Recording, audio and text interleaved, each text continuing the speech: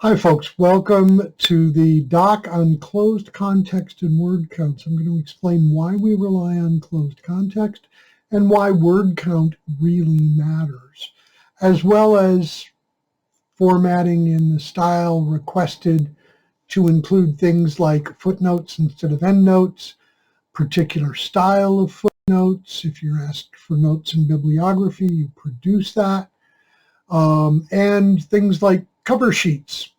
Because, well, I'll explain why. So the first thing to talk about is closed context.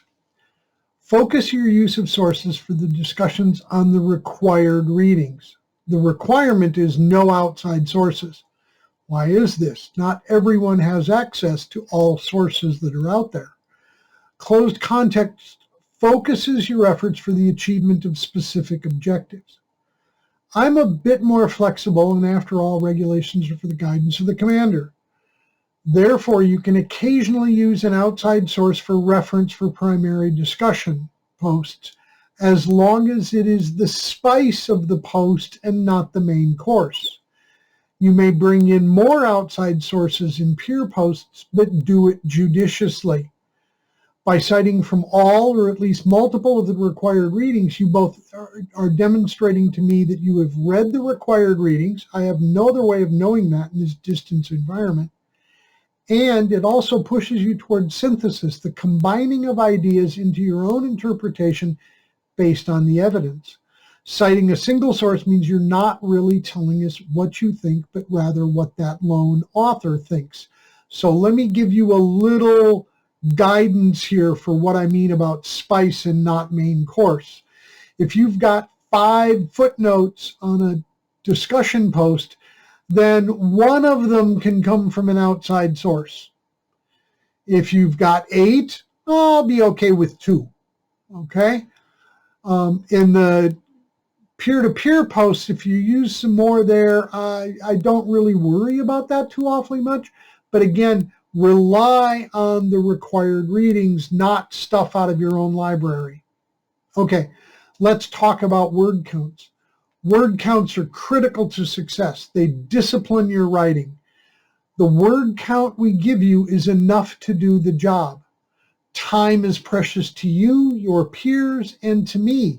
If you go and write a 1,200 word discussion post, you're taking up a lot of your time, you're taking up a lot of your peers' time, and you're taking up my time when we tell you somewhere between 350 and 700-ish words.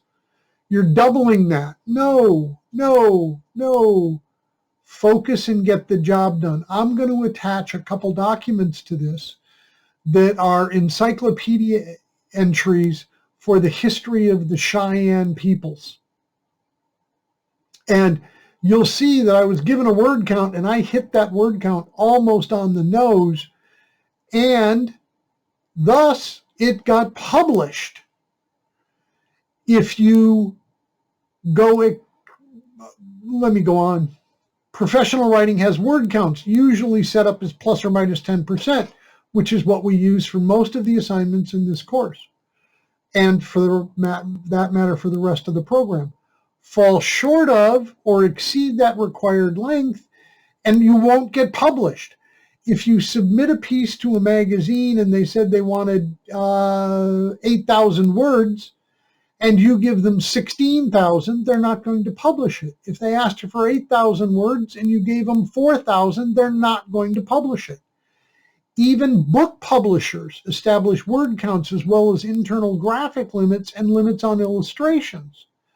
So if you don't give the editor of that publication or the editor for that press for a book what they're requiring of you, they're not going to publish. I'm going to send along a sample of the Northern and Southern Cheyenne in 500 plus words. Is attached. I think it was a 500 word requirement. I know I met the requirement. They were published in the ABC Clio Encyclopedia of American Wars. So that's why we do closed context. That's why we do word counts. That's why I am so emphatic about following the format. If I tell you to use a cover page from the template in the rant, use the cover page, format your footnotes properly. All of those little things add up to publishing success. It's not just how well you write, but can you write to the requirements? Okay, there you go. Y'all take care, stay safe, and I'll see you around the campus. Bye-bye.